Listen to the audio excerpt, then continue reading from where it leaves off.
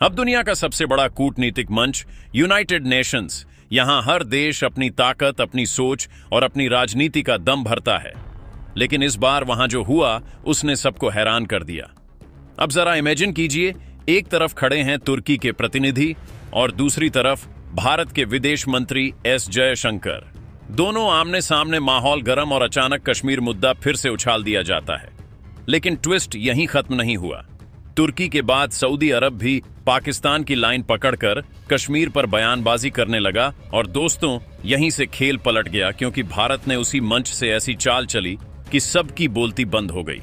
United Nations का यह mode सिर्फ बहस नहीं था, बल्कि आने वाले वक्त में भारत की दोस्ती, दुश्मनी और कूटनीति का सबसे बड़ा टर्निंग पॉइंट बन सकता है। दोस्तों, जरा सोचिए, न्यूयॉर्क के यूनाइटेड नेशंस में अचानक ऐसा सीन बनता है कि सबकी नजरें एक ही जगह टिक जाती हैं। स्टेज पर एक तरफ खड़ा है तुर्की का डेलीगेट, जो भारत की ताकत पर तंज कसता है और कहता है भारत वीटो पावर के लायक ही नहीं है। अब आप ही बताइए, क्या ऐसे मंच पर कोई देश चुप बैठ सकता है? बिल्कुल नहीं। और यहीं एंट्री होती है हमारे विदेश मंत्री एस जयशंकर की। उन्होंने वो जवाब दिया जो सिर्फ तुर्की को नहीं, बल्कि वहां मौजूद हर डेलीगेट के दिल दिमाग में गूंज गया। 2 दिन के अंदर जयशंकर ने ऐसा खेल खेला कि 12 देशों के विदेश मंत्री खुद भारत की तरफ खींचते चले आए। अब बड़ा सवाल यह है, क्या तुर्की और सऊदी की यह चाल भारत को रोक पाएगी, या फिर जयशंकर का यह कूटनीतिक मास्टर स्ट्रोक सब पर भारी पड़ चुका है? चलिए इस पूरी डेवलपमेंट को थोड़ी गहराई के साथ समझते हैं, बिल्कुल ही आसान तरीके से। लेकिन उससे पहले अगर आप वीडियो देख ही रहे हो तो बस 1 सेकंड निकाल कर लाइक बटन दबा दो और चैनल को सब्सक्राइब कर लो। आपके लिए 1 सेकंड होगा, लेकिन हमारे लिए बहुत बड़ी मदद है। तो दोस्तों, जैसा कि आप जानते ही हैं कि कई सालों से यह चर्चा चल रही है, क्या भारत को आखिरकार यूनाइटेड नेशन सिक्योरिटी काउंसिल में परमानेंट सीट मिलेगी या नहीं। यह मुद्दा अक्सर उठता है, लेकिन हाल ही में इसमें आग लगा दी खुद यूएन के सबसे बड़े अधिकारी सेक्रेटरी जनरल एंटोनियो गुटेरेस ने। उन्होंने खुलकर कहा, अब वक्त आ चुका है कि 1945 में बने इस पुराने सिस्टम को बदला जाए। सोचिए, वही सिस्टम जो वर्ल्ड वॉर के बाद बनाया गया था, क्या आज भी उतना ही प्रासंगिक है? बिल्कुल नहीं। गुटेरेस ने साफ संकेत दिए कि 2025 तक एक नया यूएसएससी बनना चाहिए, नए सदस्य, नए नियम और नई आवाजों के साथ। और जब उन्होंने कहा कि जो देश आज दुनिया में ताकतवर आवाज बन चुके हैं, उन्हें वीटो का हक मिलना चाहिए, तो पूरा हॉल समझ गया कि इशारा भारत जैसे देशों की तरफ है। मतलब साफ है, अब सिर्फ भारत ही नहीं, बल्कि खुद यूनाइटेड नेशंस के शीर्ष अधिकारी भी मानने लगे हैं कि अगर दुनिया को निष्पक्ष बनाना है तो वीटो पावर भारत को मिलनी ही चाहिए। दोस्तों, जब बात आई भारत को यूएन में स्थायी सीट देने की, तो पूरी दुनिया में एक नई उम्मीद जगी। लेकिन कहते हैं ना, हमेशा कोई ना कोई ऐसा होता है जिसे दूसरों की तरक्की चुप जाती है, और इस बार वो है तुर्की। भारत के लिए सीट की चर्चा तेज हुई और तुर्की का चेहरा उतर गया, लेकिन सीधा विरोध करने की हिम्मत नहीं दिखाई। चालाकी ये की कि यूनाइटेड नेशंस के मंच से कश्मीर का मुद्दा फिर से छेड़ दिया। सोचिए, पिछले साल तो एर्दोगान चुप थे, लेकिन इस बार अचानक पाकिस्तान को खुश करने के लिए वही पुराना कार्ड निकाल लिया। सवाल यह है, आखिर तुर्की को भारत की ताकत क्यों इतनी खटक रही है? क्या सिर्फ कश्मीर का बहाना है, या इसके पीछे कोई और बड़ा डर छुपा है?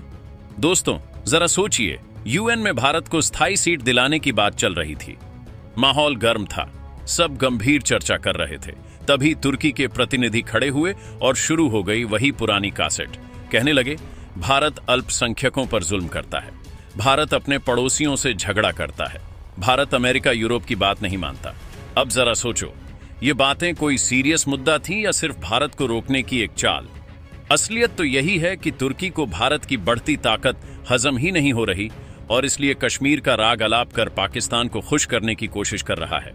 लेकिन दोस्तों, तुर्की शायद ये भूल रहा है कि आज का भारत किसी के आरोप चुपचाप सुनने वाला नहीं है।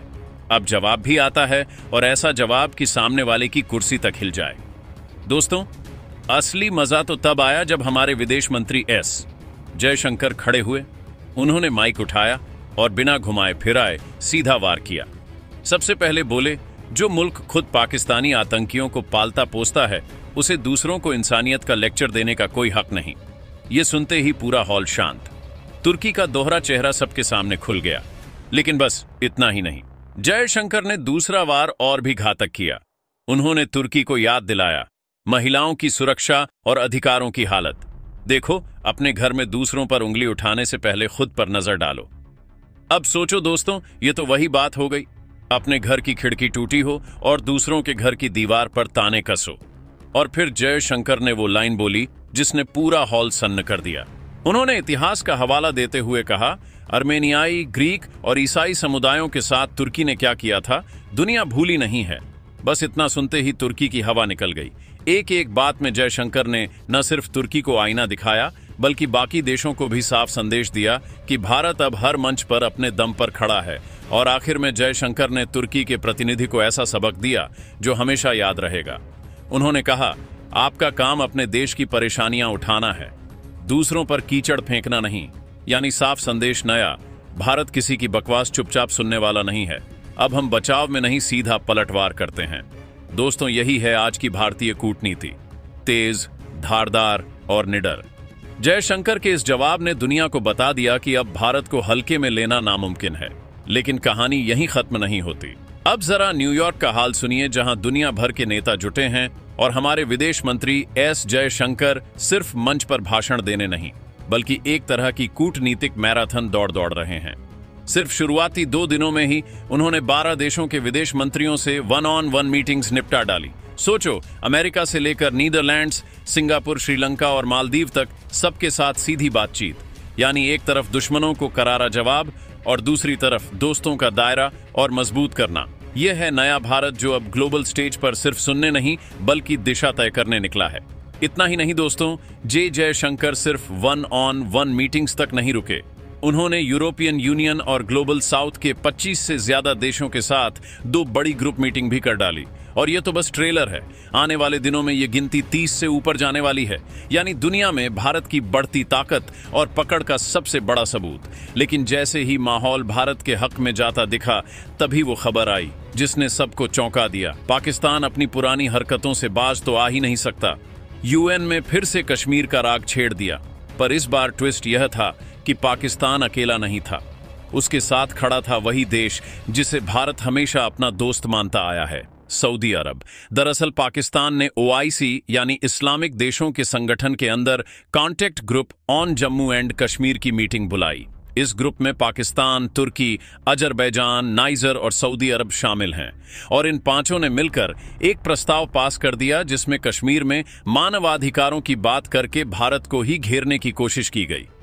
अब तुर्की और अजरबैजान का पाकिस्तान प्रेम तो दुनिया जानती है, लेकिन इस ग्रुप में सऊदी अरब का नाम देखना भारत के लिए किसी करारे झटके से कम नहीं था। दोस्तों, सोचने वाली बात यह है, साल 2023 जब भारत ने G20 समिट होस्ट किया था, उसी मंच पर तुर्की के राष्ट्रपति एर्दोगान ने क्या कहा था, याद है? उन्होंने बड़ी शान से कहा था, अगर भारत जैसे देश को USSC में स्थायी सीट मिल जाए तो यह पूरी दुनिया के लिए गर्व की बात होगी। यहां तक कि उन्होंने वह मशहूर लाइन भी दोहराई थी, दुनिया सिर्फ 5 देशों से कहीं बड़ी है। लेकिन आज जब तुर्की के UN प्रतिनिधि का रुख देखते हैं तो तस्वीर उल्टी नजर आती है। मतलब सामने से दोस्ती और पीछे से पूरा विरोध। असल में तुर्की यूनाइटिंग फॉर कंसेंसस नाम के उस ग्रुप का हिस्सा है जो शुरू से ही भारत की स्थायी सदस्यता रोकने में लगा हुआ है। तो साफ है दोस्तों, एर्दोगान का वो बयान सिर्फ कूटनीतिक मिठास था। हकीकत में तुर्की आज भी भारत के रास्ते में रोड़े अटका रहा है। अब जरा फोकस करते हैं दुनिया के 2 सबसे बड़े लोकतंत्रों पर, भारत और अमेरिका। इस वक्त हमारे commerce minister Piyush Goyal America में डटे हुए हैं और वहां ट्रेड डील पर जोरदार बातचीत चल रही है। और सुनिए, खबरें यह कह रही हैं कि इन मुलाकातों ने व्हाइट हाउस तक हलचल मचा दी है। अमेरिका को पीयूष गोयल की बातचीत इतनी दमदार लगी कि अब खुद अमेरिकी राष्ट्रपति डोनाल्ड ट्रंप के भारत आने के सिग्नल मिलने लगे हैं। रिपोर्ट्स की माने तो इस साल के अंत तक होने वाली क्वाड समिट में ट्रंप भारत की जमीन पर उतर सकते हैं। हालांकि अभी तक कोई आधिकारिक ऐलान नहीं है, लेकिन न्यूयॉर्क में जयशंकर और अमेरिकी अधिकारियों की लगातार बैठकों से यह साफ झलक रहा है कि पर्दे के पीछे कुछ बहुत बड़ा पक रहा है। तो दोस्तों, आपका क्या कहना है? क्या वाकई ये मुलाकातें भारत अमेरिका रिश्तों में नया अध्याय लिखने वाली हैं? कमेंट में अपनी राय जरूर बताइए। और दोस्तों, यह थी आज की बड़ी खबर जो काफी रिसर्च और मेहनत के बाद हमने आपके सामने रखी है। दोस्तों, इस पर अपनी राय कमेंट बॉक्स में जरूर बताएं।